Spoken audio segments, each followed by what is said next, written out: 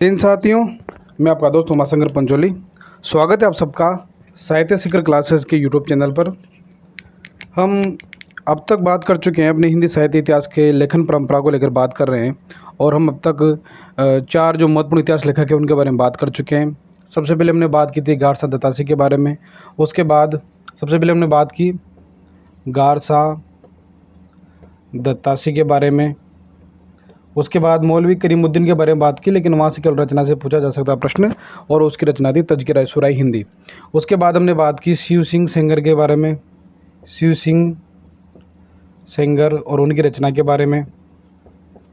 उसके बाद हमने बात की शिव सिंह सेंगर के बारे में। उसके बाद हमने बात की जॉर्ज ग्रियर्सन के बारे में, जॉर्ज अब्राहम ग्रियर्सन के बारे में। और उसके बाद जो इतिहास लेखक है उसके बारे में बात की थी हमने, वह है मिस्र बंधु। और हम आज इस क्लास में बात करने वाले हैं वह है आचार्य रामचंद्र शुक्ल जी के बारे में हम आज इस क्लास में बात करने वाले हैं। अब तक हम चार इतिहास लेखकों के बारे में देख चुके हैं। गारसा दत्तासी जो कि फ्रेंच विद्वान थे, सर्वप्रथम इन्होंने इतिहास ग्रंथ लिखा है, और इस्तवार द ललितेतुर हिंदुस्तानी इनके ग्रंथ का नाम है। शिव सिंह सेंगर के बारे में बात की, शिव सिंह सरोज इनके ग्रंथ का नाम है। जॉर्ज ग्रियर्सन के बारे में बात की, अंग्रेजी में इन्होंने अपना ग्रंथ लिखा the modern vernacular literature of Hindustan. मिस्र बंधुओं के बारे में बात की, मिस्र बंधु विनोद लिखा। और आज हम आचार्य रामचंद्र शुक्ल के बारे में विस्तार से बात करेंगे। अब तक हम चार लेखकों के बारे में बात कर चुके हैं। आशा करता हूँ कि आप मेरे जैसे जैसे मैंने कहा वैसे नोट्स बनाते हुए चल रहे होंगे और साथ के साथ रिवीजन करते हुए चल रहे होंगे, और आपको क्लास अच्छी लग रही होगी। आपके जो कमेंट आते हैं वो कमेंट एक मोटिवेशन का काम करते हैं, तो मैं यही कहूँगा कि आप हर क्लास में कमेंट करें और बताएं कि इससे आपको क्लास कैसी लग रही है। आपकी जो प्रतिक्रिया होती है, जिस प्रकार आप प्रतिक्रिया देते हैं, जिस प्रकार विस्तार से, बहुत सारे कमेंट ऐसे आते हैं कि उनको देखते मन गदगद हो जाता है। तो आपके कमेंट ही क्या करते हैं कि एक मोटिवेशन का काम करते हैं कि हाँ, मुझे जो मैं काम कर रहा हूँ उनसे लाभ हो रहा है, और मुझे बहुत खुशी मिलती है इस चीज़ की कि हाँ, मुझे इनके लिए मेहनत करनी चाहिए और मैं रेगुलर इस तरह मेहनत करता रहूँ। तो आपकी प्रतिक्रिया, आपके सुझाव जरूर आते रहने चाहिए। तो चलिए शुरुआत करते हैं आज की क्लास की। तो हमारा टॉपिक चल रहा है साहित्य इतिहास लेखन की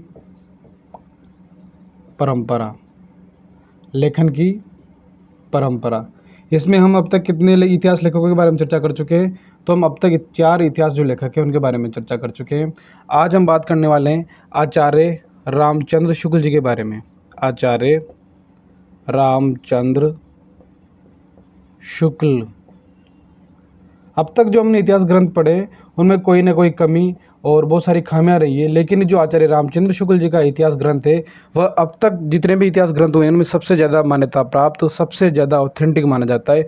हर एग्जाम में, भले वह हिंदी विषय जिस भी एग्जाम में लगता हो, नेट JRF हो या फिर TGT PGT, किसी भी एग्जाम में, अपने RPSC स्कूल लेक्चरर हो या वरिष्ठ अध्यापक हो, जहाँ भी हिंदी साहित्य का इतिहास लगता है वहाँ आचार्य रामचंद्र शुक्ल जी की किताब से बहुत सारे प्रश्न, बहुत सारे कथन, बहुत सारे तथ्यात्मक सूचनाएं पूछी जाती है। यह किताब हिंदी साहित्य इतिहास के लिए एक प्रकार से कहें कि रामायण की तरह है। यहाँ से बहुत ज़्यादा प्रश्न पूछे जाते हैं, और ये अब हिंदी साहित्य इतिहास को समझने के लिए जो शुरुआती जो इतिहास लेखकों की पुस्तकें थी उनमें सबसे ज़्यादा एक वैज्ञानिक पद्धति पर लिखी गई, व्यवस्थित तरीके से लिखी गई और तत्कालीन युगीन परिस्थितियों को देख के लिखी गई जाने वाली पुस्तक थी आचार्य रामचंद्र शुक्ल जी की हिंदी साहित्य का इतिहास। अब बात करते हैं आचार्य रामचंद्र शुक्ल जी का इतिहास की। तो यूँ कहें कि सच्चे अर्थों में जो हिंदी साहित्य का जो इतिहास है वो लिखने की परंपरा की शुरुआत जो है वो आचार्य रामचंद्र शुक्ल से मानी जाती है। तो आप लिखिए साथ के साथ, सच्चे अर्थों में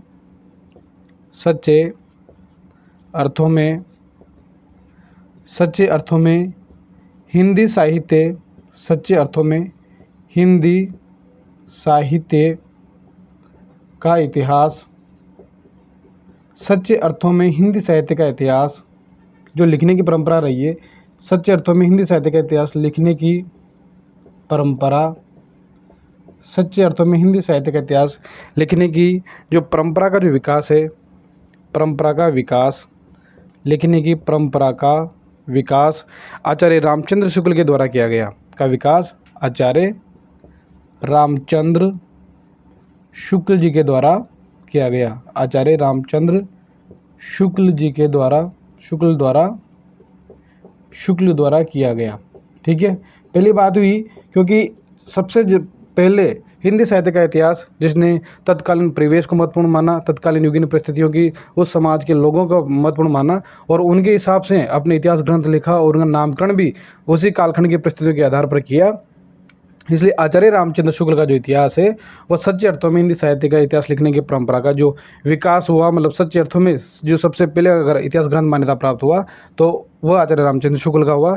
तो ये कहते हैं कि सच्चे अर्थों में हिंदी साहित्य का इतिहास लिखने की परंपरा का विकास आचार्य रामचंद्र शुक्ल द्वारा किया गया। बात करते हैं इनके इतिहास ग्रंथ की, तो इन ग्रंथ का क्या नाम है? आप सभी को पता है, बच्चा बच्चा जानता है इनके इतिहास ग्रंथ का नाम हिंदी साहित्य का इतिहास। हिंदी साहित्य का इतिहास। अब हिंदी साहित्य का इतिहास जो है इन्होंने स्वतंत्र रूप से इस पुस्तक की रचना नहीं की थी। सबसे पहले इन्होंने हिंदी शब्द सागर की भूमिका में इस ग्रंथ की रचना की थी। हिंदी शब्द सागर की भूमिका के रूप में इस ग्रंथ की रचना की थी, क्योंकि असिस्टेंट कॉलेज या कॉलेज प्रोफेसर थे तो वहाँ पढ़ाते थे, तो इन्होंने अपने छात्रों की सुविधा के लिए नोट्स बनाए थे और नोट्स इनकी पुस्तक रूप में प्रकाशित हुई थी। तो हिंदी शब्द सागर की भूमिका के रूप में इन्होंने सबसे पहले हिंदी साहित्य का इतिहास लिखा था। तो बात करते हैं कि जो इन्होंने हिंदी साहित्य का जो इतिहास लिखा वो बाद में एक पुस्तक रूप में प्रकाशित हुआ जिसका नाम हुआ हिंदी साहित्य का इतिहास। शुरुआत में जो लिखा वो हिंदी साहित्य का विकास नाम से इन्होंने नोट्स बनाए थे, पुस्तक लिखी थी। बाद में हिंदी साहित्य का विकास, हिंदी साहित्य का इतिहास इस ग्रंथ का नाम हुआ। बात करते हैं इसका प्रकाशन कहाँ से हुआ था, प्रकाशक। तो प्रकाशन जो हुआ था वो था नागरी प्रचारणी सभा, नागरी प्रचारणी सभा काशी से, नागरी प्रचारणी सभा काशी से इस ग्रंथ का प्रकाशन हुआ। नागरी प्रचारणी सभा काशी से इस ग्रंथ का क्या हुआ था, प्रकाशन हुआ था। कब हुआ प्रकाशन? तो इसका प्रकाशन जो है सर्वप्रथम तो हुआ था जनवरी 1929 में, जनवरी 1929 में। और इसका जो दूसरा संस्करण आया, द्वितीय संस्करण जो आया था, जो संशोधित और परिवर्तित करके निकला दूसरा संस्करण, वो आया था दूसरा संस्करण जो था 1940 में, 1940 ईस्वी में इसका दूसरा संस्करण आया। तो प्रकाशन जो हुआ था, पहला प्रकाशन जो है वो 1929 ईस्वी में हुआ और दूसरा संस्करण जो था 1940 ईस्वी में इसका निकला, दूसरा संस्करण निकला। बात करते हैं कि आचार्य रामचंद्र शुक्ल के जो हिंदी साहित्य का इतिहास है वह पहले किसकी भूमिका में आया, तो हिंदी शब्द सागर की भूमिका के रूप में, किस नाम से, हिंदी साहित्य का विकास के नाम से निकला था। तो उसके बारे में बात करते हैं कि आचार्य रामचंद्र शुक्ल, आचार्य रामचंद्र शुक्ल ने हिंदी शब्द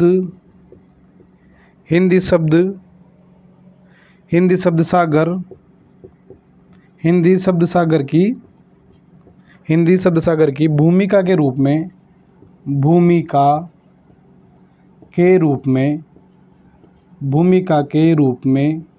भूमिका के रूप में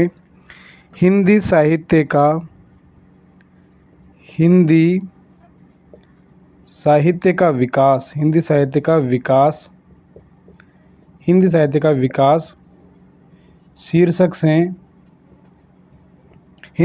विकास शीर्षक से हिंदी साहित्य का इतिहास लिखा। हिंदी साहित्य का इतिहास लिखा किस नाम से? हिंदी साहित्य का विकास नाम से। हिंदी शब्द सागर की भूमिका के रूप में आचार्य रामचंद्र शुक्ल ने हिंदी साहित्य का इतिहास का विकास नाम से हिंदी साहित्य का इतिहास लिखा। तो ये हुई बेसिक बात।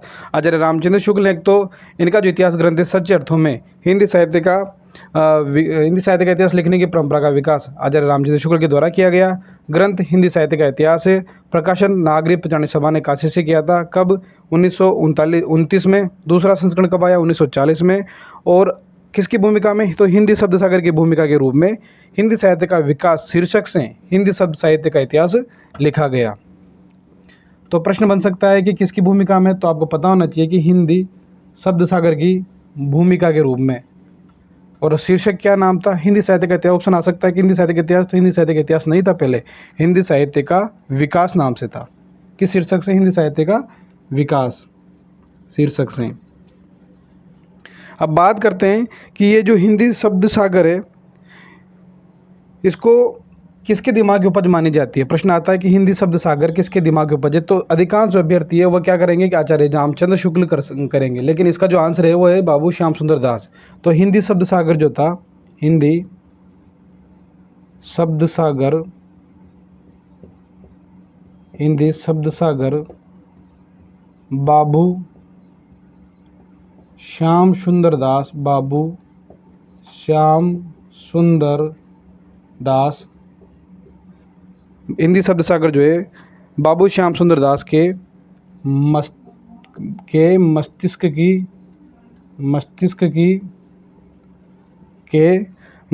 की उपज थी। तो प्रश्न आएगा कि हिंदी शब्द सागर जो है वह किसके दिमाग की उपज थी, तो बाबू श्याम सुंदर दास के मस्तिष्क की उपज थी। लेकिन हिंदी शब्द सागर को लिखने में 3 विद्वानों का योगदान रहा, तो कौन कौन से विद्वान थे। हिंदी शब्द सागर, हिंदी शब्द सागर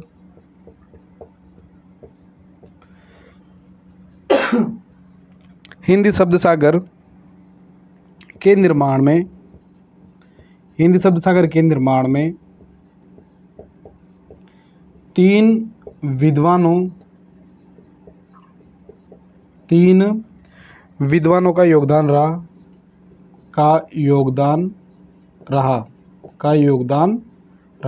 तो 3 विद्वान कौन कौन से थे।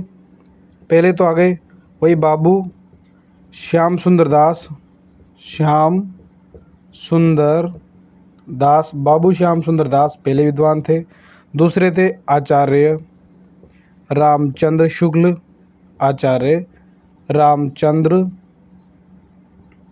शुक्ल, और तीसरे थे रामचंद्र वर्मा। तो ये आपको याद होना चाहिए कि हिंदी शब्द सागर के निर्माण में 3 विद्वानों का योगदान रहा। वो 3 विद्वान कौन कौन से थे, तो एक तो थे बाबू श्याम सुंदर दास, एक आचार्य रामचंद्र शुक्ल और एक रामचंद्र वर्मा। और ये प्रश्न है कि हिंदी शब्द सागर जो है वह किसके मस्तिष्क की उपज थी, तो हिंदी शब्द सागर जो है वह बाबू श्याम सुंदर दास के मस्तिष्क की उपज थी। अब बात करते हैं कि आचार्य रामचंद्र शुक्ल ने जिस प्रकार गासा दत्तासी ने और शिव सिंह सेंगर ने अपना जो इतिहास ग्रंथ लिखा है वो लिखा है वर्णानुक्रम पद्धति में, उसी प्रकार जो जॉर्ज ग्रेशन ने और मिश्र बंधु है उन्होंने अपना जो इतिहास ग्रंथ लिखा है वो लिखा है कालानुक्रम पद्धति में। तो आचार्य रामचंद्र शुक्ल ने जो अपना इतिहास ग्रंथ लिखा वह किस पद्धति में लिखा, तो वह लिखा है विधेयवादी पद्धति में। तो आचार्य रामचंद्र शुक्ल ने आचार्य रामचंद्र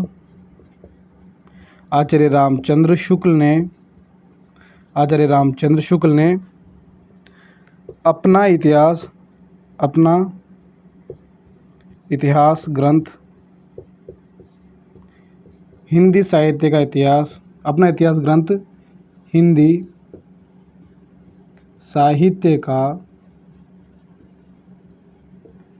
साहित्य का इतिहास, क्या नाम था, हिंदी साहित्य का इतिहास विधेयवादी किस पद्धति में, विधेयवादी पद्धति में लिखा, विधेयवादी पद्धति में लिखा। प्रश्न आएगा किस पद्धति में लिखा, तो विधेयवादी पद्धति में लिखा। ठीक है, अब विधेयवादी पद्धति में लिखा तो इसलिए आचार्य रामचंद्र शुक्ल को क्या कहा जाता है, विधेयवादी इतिहासकार कहा जाता है। इसीलिए अलग से लिख लेते हैं, इसलिए शुक्ल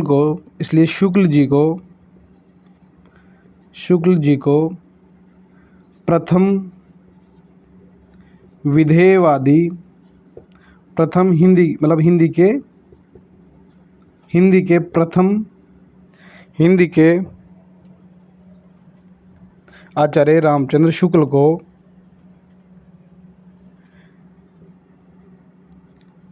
हिंदी के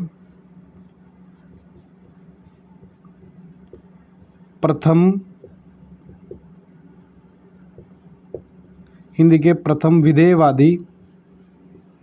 विधेयवादी इतिहासकार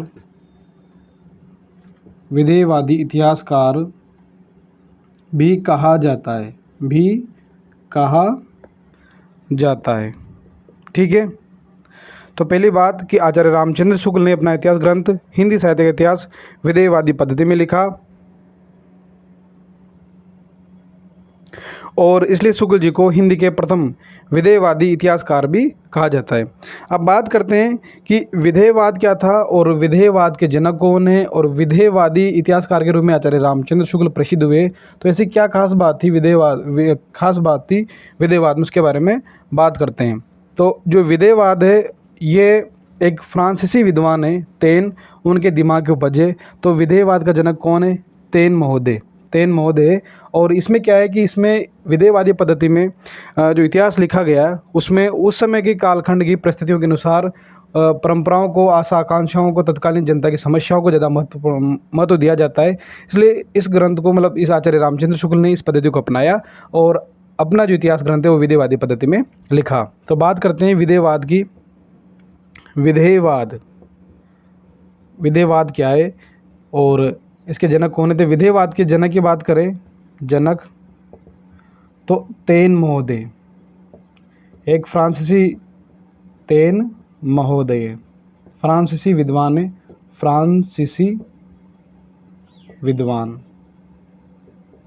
फ्रांसीसी विद्वान है तेन महोदय, ये जो है विधेयवाद के जनक कहलाते हैं।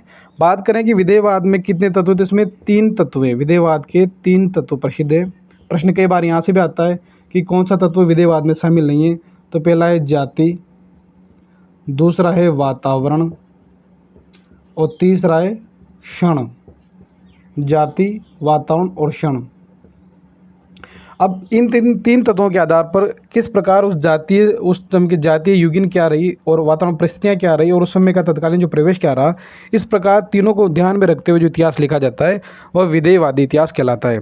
तो विधेयवाद का मानना क्या होता है कि उस समय का जो जातीय साहित्य, तत्कालीन जो परिवेश होता है, राजनीतिक, धार्मिक, सामाजिक परिवेश होता है, वह सीधा क्या करता है, साहित्य को प्रभावित करता है। और उसी परिवेश को, जो साहित्य को प्रभावित करता है, तो साहित्य क्या करता है, उसी तत्कालीन परिवेश का एक प्रतिबिंब के तौर पर काम करता है।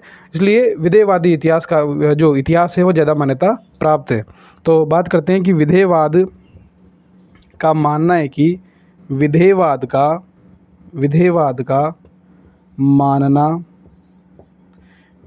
का मानना है कि क्या मानना है विधेयवाद का, कि उस देश का जातीय साहित्य, उस देश का जातीय साहित्य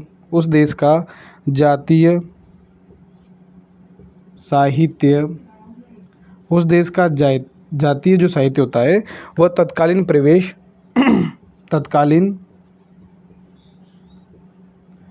परिवेश, सामाजिक, आर्थिक,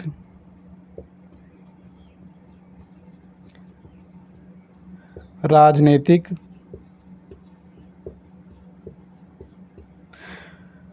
परिस्थितियों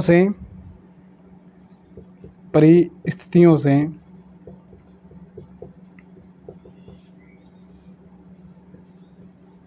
सीधे तौर पर प्रभावित होता है। सीधे तौर पर प्रभावित होता है, ये होता है विधेयवाद। क्योंकि जिस प्रकार का समाज है, जिस प्रकार की वहाँ की परिस्थितियाँ हैं, वहाँ का प्रवेश है, उससे जो साहित्य प्रभावित हो रहा है, तो वही एक प्रकार से यूँ कहे कि समाज का एक असली प्रतिबिंब है। और यही आचार्य रामचंद्र शुक्ल की परिभाषा भी है कि जनता की संचित प्रतिबिंब भी, जनता की संचित जो चित्तवृत्तियाँ हैं उनका एक प्रतिबिंब भी क्या होता है, साहित्य भी इतिहास कहलाता है। साहित्य में प्रतिबिंब होता है उनका, जनता की चित्तवृत्तियों का, उनकी आशा आकांक्षाओं का।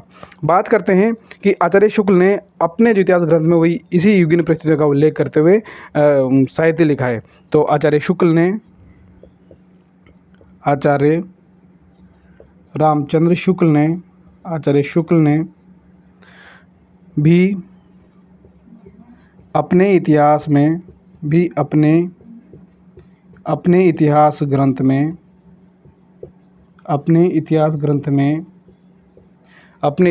में तत्कालीन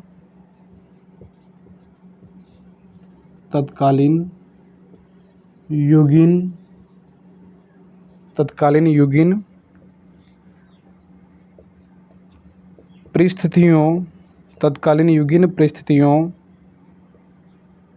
का उल्लेख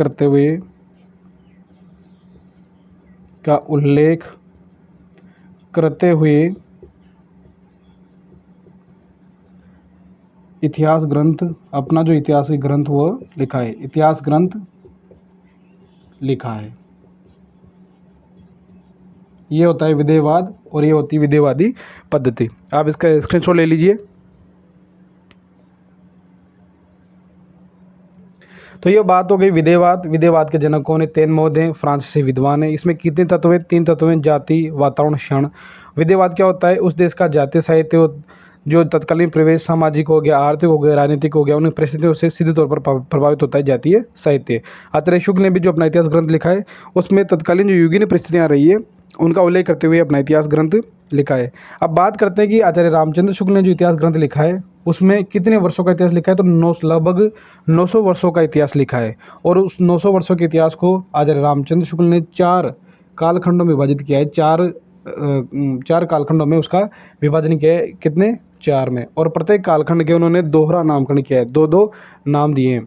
तो आचार्य रामचंद्र शुक्ल ने 900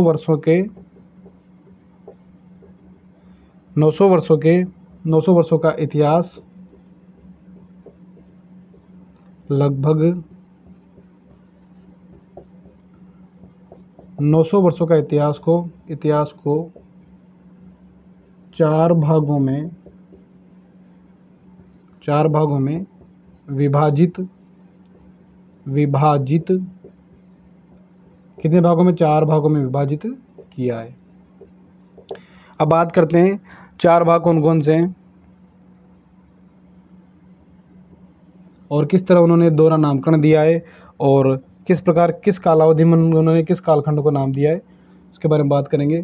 तो पहले बात करते हैं जो सर्वप्रथम जो कालखंड विभाजन किया उसका नाम दिया इन्होंने वीर गाथा काल।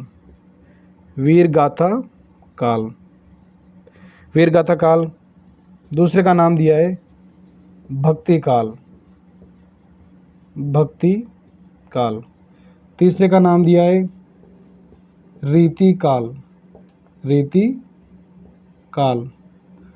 और चौथे का नाम दिया है आधुनिक काल।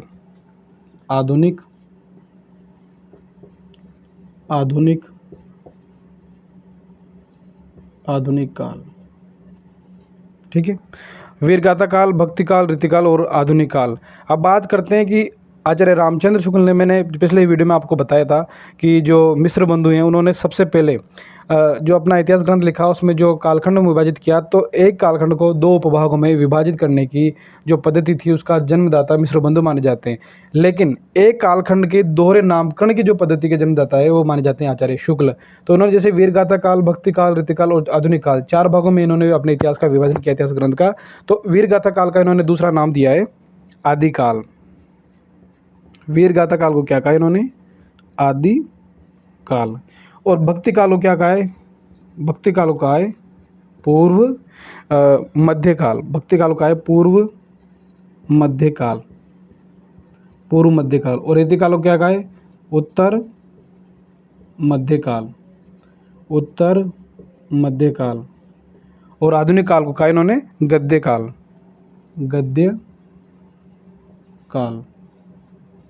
तो इस प्रकार इन्होंने दोहरा नामकरण किया है। तो प्रश्न ये आ सकता है कि वीरगाथा काल को आचार्य रामचंद्र शुक्ल ने क्या कहा है? आदिकाल कहा है। तो यह आदिकाल को आचार्य रामचंद्र शुक्ल ने क्या कहा है? तो वीरगाथा काल कहा है। भक्ति काल को क्या कहा है? तो पूर्व मध्यकाल कहा है। रीति काल को उत्तर मध्यकाल कहा है। प्रश्न इस तरह भी आ सकता है कि गद्य काल, आधुनिक काल का नामकरण देने वाले विद्वान कौन है? तो वह आचार्य रामचंद्र शुक्ल। ये आधुनिक काल को गद्य काल नाम किसने दिया? तो भी आचार्य रामचंद्र शुक्ल। तो ये आपको याद रखने हैं। अब बात करते हैं कि इन्होंने जो इतिहास वीरगाथा काल दिया है तो इसका समय क्या बताया है? इन्होंने समय बताया कि संवत 1050 से 1375। संवत 1050 से 1375। भक्ति काल क्या बताया? 1375 से 1700। और रीति काल का 1700 से 1900। और आधुनिक काल का ये मानते हैं 1900 से वर्तमान तक। 1900 से वर्तमान तक। आगे विस्तार से चर्चा और भी करेंगे जब डिटेल में पढ़ेंगे। अभी ये सामान्य परिचय चल रहा है इनका। आगे जो विभाजन आएगा, कालखंड का नामकरण विभाजन आएंगे, तो सभी लेखकों का तुलनात्मक अध्ययन भी करेंगे, तो वहाँ और विस्तार से चर्चा करेंगे इस बिंदु में। तो वीरगाथा काल का नाम दिया है आदिकाल, भक्ति काल का पूर्व मध्यकाल, रीति काल का उत्तर मध्यकाल और आधुनिक काल का गद्य काल। वीरगाथा काल का समय 1050 से 1375, भक्ति काल का 1375 से 1700, रीति काल का 1700 से 1900 और आधुनिक काल का 1900 से अब तक। ठीक है, ये हो गया आदिकाल, मतलब नामकरण, दोहरे नामकरण की प्रवृत्ति भी हो गई और इनका समय विभाजन हमने कर दिया है। आप इसके स्क्रीनशॉट ले लें और ऐसा ही आप अपने रजिस्टर में ऐसा कैसे चार्ट बना लें। बात करते हैं कि आचार्य रामचंद्र शुक्ल जो है वो एक रसवादी आचार्य थे, रसवादी आचार्य। तो ये बिंदु भी आप नोट कर लें कि आचार्य रामचंद्र शुक्ल किस तरह के आचार्य थे, रसवादी। आचार्य रामचंद्र शुक्ल रसवादी आचार्य हैं। ठीक है, तो आचार्य कौन से आचार्य, तो रसवादी आचार्य। प्रश्न आ सकता है कि आचार्य रामचंद्र शुक्ल किस प्रकार के आचार्य, तो रसवादी आचार्य हैं। रामचंद्र शुक्ल ने हिंदी का जो प्रथम कवि किसे माना है, तो आचार्य रामचंद्र शुक्ल ने हिंदी का प्रथम कवि माना है मुंज को, वागपति मुंज को। तो ये बिंदु भी लिख लें, आचार्य रामचंद्र शुक्ल ने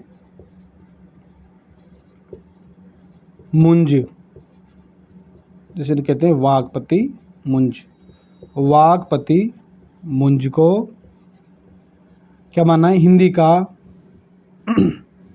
को हिंदी का प्रथम कवि माना है। हिंदी का प्रथम कवि तो आचार्य रामचंद्र शुक्ल के अनुसार कौन है, तो मुंज, वागपति मुंज। आचार्य रामचंद्र के शुक्ल के अनुसार मुंज जो है आचार्य, ये मुंज हिंदी का प्रथम कवि है। और इसका समर्थन किसने किया है, तो इसका समर्थन है, समर्थक, इस बात का समर्थन किया है, वह किया है चंद्रधर शर्मा गुलेरी जी ने। समर्थक चंद्रधर शर्मा गुलेरी, इन्होंने इस बात का समर्थन किया है कि हाँ, हिंदी के जो प्रथम कवि है वो कौन है, मुंज है। ठीक है, अब बात करते हैं कि आचार्य रामचंद्र शुक्ल ने जो अपना इतिहास ग्रंथ लिखा था उसमें किन किन ग्रंथों की सहायता ली और किन ग्रंथों की सहायता से उन्होंने अपना हिंदी साहित्य का इतिहास लिखा, ये आपने लिख लिया होगा और आपने स्क्रीनशॉट ले लिया होगा। 900 वर्षों का इतिहास लिखा है 4 भागों में, वीरगाथा काल, भक्ति काल, रीतिकाल, आधुनिक काल। आदिकाल, वीरगाथा काल को आदिकाल का है, भक्ति काल को पूर्व मध्यकाल का है, रीतिकाल को उत्तर मध्यकाल का है, आधुनिक काल को गद्य काल का है। आचार्य रामचंद्र शुक्ल रसवादी आचार्य हैं और पहले कवि मानते हैं मुंज को, हिंदी का प्रथम कवि, और समर्थक है चंद्रधर शर्मा गुलेरी, चंद्रधर शर्मा गुलेरी। अब बात करते हैं कि जब हिंदी साहित्य का इतिहास लिखा आचार्य रामचंद्र शुक्ल ने, तो 4 महत्वपूर्ण इतिहास ग्रंथ थे, उनका इन्होंने सहारा लिया और उनके आधार पर अपने ग्रंथ की रचना की। तो कौन कौन से ग्रंथ हैं और उन ग्रंथों के रचयिता कौन है, उसके बारे में अब चर्चा करेंगे। आचार्य रामचंद्र शुक्ल ने, आचार्य रामचंद्र शुक्ल ने, आचार्य रामचंद्र शुक्ल ने अपने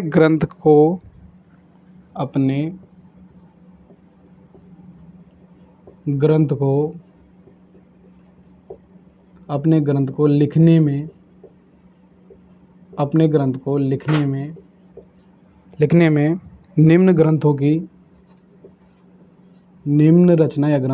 निम्न ग्रंथों की सहायता ली थी। प्रश्न आता है यहाँ से, ऑप्शन में 3 तो ये ग्रंथ दे देंगे और एक अलग दे देंगे, बताएंगे, पूछेंगे कि बताओ इनमें से कौन सा ग्रंथ है जिसमें आचार्य रामचंद्र शुक्ल ने सहायता नहीं ली, तो ये याद रखना बहुत जरूरी है। तो आचार्य रामचंद्र शुक्ल ने अपने ग्रंथ को लिखने में निम्न ग्रंथों की सहायता ली है। अब कौन कौन से हैं, 4 प्रमुख ग्रंथ हैं। सबसे पहले तो है मिश्र बंधु विनोद। हमने पिछली वीडियो में बात की थी जब हम मिश्र बंधु विनोद के बारे में चर्चा कर रहे थे, तो आचार्य रामचंद्र शुक्ल ने जो है अपने रीतिकाल के जो कवि हैं उनका जो परिचयात्मक वर्णन करने के लिए जो सहायता ली है वह मिश्र बंधु विनोद से ली है। मिश्र बंधु विनोद, इसके लेखक कौन है, मिश्र बंधु।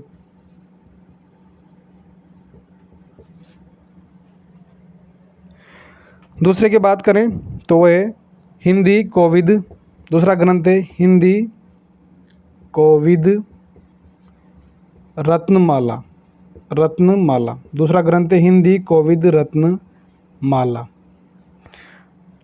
इसके लेखक है श्याम सुंदर दास, श्याम सुंदर दास, हिंदी कोविद रत्नमाला, इसके लेखक कौन है? श्याम सुंदर दास। बात करें तीसरे ग्रंथ की, कविता कौमुदी, कविता कौमुदी, कविता कौमुदी, लेखक राम नरेश त्रिपाठी, राम नरेश त्रिपाठी। और जो चौथा ग्रंथ है वो है ब्रज माधुरी सार, ब्रज माधुरी सार, ब्रज माधुरी, ब्रज माधुरी सार, ब्रज माधुरी सार, जिसके लेखक है वियोगी हरि, वियोगी हरि, वियोगी हरि। इस प्रकार आचार्य रामचंद्र शुक्ल ने जो अपना इतिहास ग्रंथ लिखा, हिंदी साहित्य का इतिहास, उसमें 4 ग्रंथों की सहायता ली। मिश्र बंधु विनोद, हिंदी कोविद रत्नमाला, कविता कौमुदी, ब्रज माधुरी सार। मिश्र बंधु विनोद किन्होंने लिखा? मिश्र बंधु ने। हिंदी कोविद रत्नमाला श्याम सुंदर दास ने, कविता कौमुदी राम नरेश त्रिपाठी ने, और ब्रज माधुरी सार वियोगी हरि ने। तो ये हो गया आचार्य रामचंद्र शुक्ल के बारे में परीक्षा की दृष्टि से अति महत्वपूर्ण जो बातें थी उसके बारे में हमने चर्चा की, बिंदुवार चर्चा की। आशा करता हूँ कि आपको क्लास अच्छी लगी होगी, आपको सब कुछ समझ में आया होगा। अब लास्ट के 2 मिनट में वापस पूरा रिविजन कर लेते हैं। तो सबसे पहले बात करते हैं कि आचार्य रामचंद्र शुक्ल का जो इतिहास है सच्चे अर्थों में हिंदी साहित्य के विकास का प्रमुख इतिहास ग्रंथ माना जाता है। ग्रंथ का नाम क्या है? हिंदी साहित्य का इतिहास है। प्रकाशन नागरी पंचानन सभा काशी ने किया था। पहला प्रकाशन 1929 में हुआ, दूसरा 1940 में हुआ। ठीक है, बात करते हैं किसकी भूमिका में, तो हिंदी शब्द सागर की भूमिका में निकला था।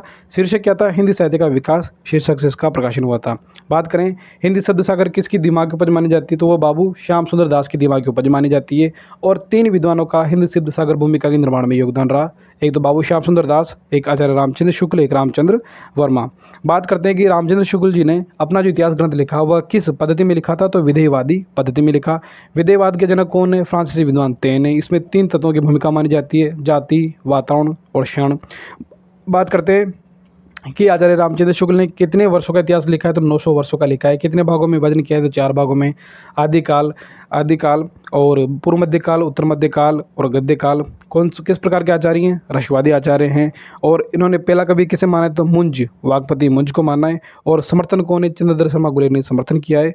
और इन्होंने अपना इतिहास ग्रंथ लिखने में किन ग्रंथों की सहायता ली, तो ये 4 ग्रंथ हैं, मिश्र बंधु विनोद, हिंदी कोविद रत्नमाला, कविता कौमुदी, ब्रज माधुरी सार। ठीक है, आप इसी तरह नोट्स बनाते हुए चलें, रिवीजन करते हुए चलें, और आपकी प्रतिक्रिया, कमेंट, लाइक वो आप करते रहें, और प्रतिक्रिया जरूर दें किस तरह आपको क्लास लग रही है, किस तरह क्या चीज़ें आपको पसंद आ रही है।